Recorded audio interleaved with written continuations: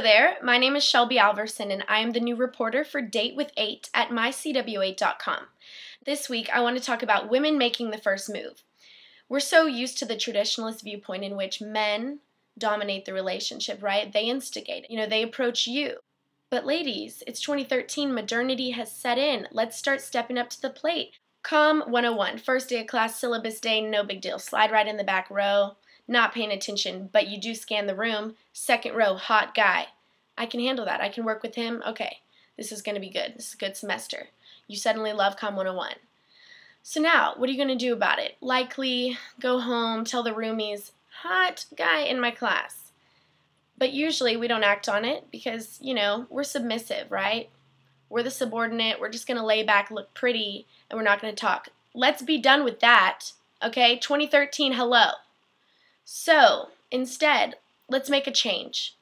Let's start what we call progress. Slowly inch your way down a couple rows, the next week a couple more rows. And then one day, lucky you forgot your pencil. Since we all use pencils and not laptops, but anyways, you get the point. You forgot your pencil. Tap, tap. Excuse me, can I borrow a pencil? If we're having a good day and if he is the one, he'll turn to you and say, well, of course I do. Cha-ching, there you go, conversation started. Worst case scenario, he's going to say, sorry, I don't have a pencil.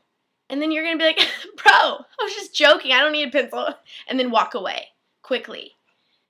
Second scenario, bar scene. You roll up to the club, you're feeling fly, looking fly with your lady friends. All right, check out your prospects. Hello, that guy's wearing suspenders, that is so what I'm into. This is when we take action. Slowly make your way towards him. This will take a lot of courage, but in that moment when you're approaching him, when you're making that walk, just remind yourself you have nothing to lose except for maybe a small piece of your ego. Here you are. Excuse me, can I buy you a drink? Unless he's underage, let's not play that game. Okay, but if he is of age or if he's not, whatever, buy him a libation that corresponds. And then conversation is likely going to stem from that directly because he already realizes, wow, I have mad respect for that woman because she approached me first. Since I've shared with you my personal insights on the topic of women making the first move, I want to share some of the interviews that I received and other people's perspectives. So here they are.